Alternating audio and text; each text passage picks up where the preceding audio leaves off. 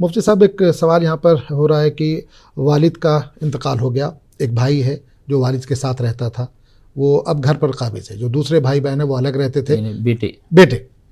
بیٹا جو ہے وہ ایک والد کے ساتھ رہتا تھا، والد کا انتقال ہو گیا، لیکن اب وہ کیونکہ والد کے ساتھ رہتے تھے اب وہ گھر پر قابض ہے، دوسرے جو بھائی بہن ہیں وہ وراثت کی تقسیم کا مطالبہ کر رہے ہیں لیکن وہ نہیں کر رہے، تو کیا پکڑ ہے شریعت کے حساب سے؟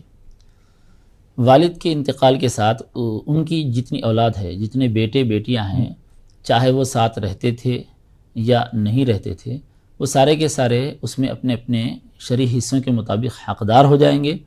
اور جو بیٹا ساتھ رہتا تھا وہ بیٹا اگر گھر پر ناجائز طریقے سے تقسیم کو روکتے ہوئے گھر پر قابض ہے تو اس کا یہ طریقہ درست نہیں ہے۔ جب تک تمام ورثاء اس سے مطالبہ نہیں کر رہے ہیں تب تک تو اس میں تقسیم میں تاخیر کی جا سکتی ہے، اس کو اس گھر میں رہنے کی گنجائش ہے۔ اور اگر کوئی ایک وارث یا چند ورثاء یا باقی تمام ورثاء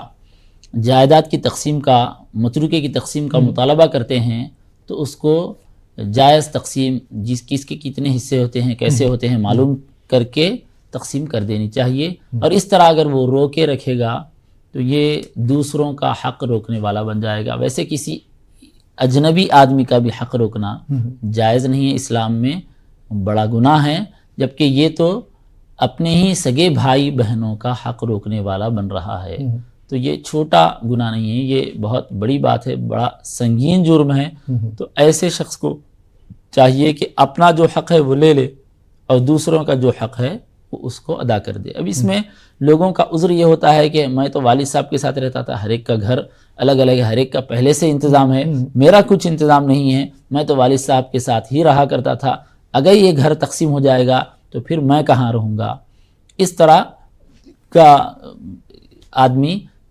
کوئی اعتراض کرتا ہے تو یہ اعتراض کوئی معقول اعتراض نہیں ہے، قابل قبول بات نہیں ہے، بلکہ جس طرح دوسرے بیٹے ہیں، یہ بھی ایک بیٹا ہے، دوسروں نے جس طرح اپنا اپنا انتظام کیا اس کو بھی اپنا کچھ انتظام کرنا ہوگا۔ اگر دوسرے ورثاء اس کو یہ کہہ رہے ہیں کہ ہمارا حق تم کو دینے کے لیے تیار ہے، تم رہ جاؤ، یہ تو ٹھیک ہے، لیکن اگر دوسرے اپنے حق کا مطالبہ کر رہے ہیں اور ان کا مطالبہ کرنا اپنی جگہ بجا ہے،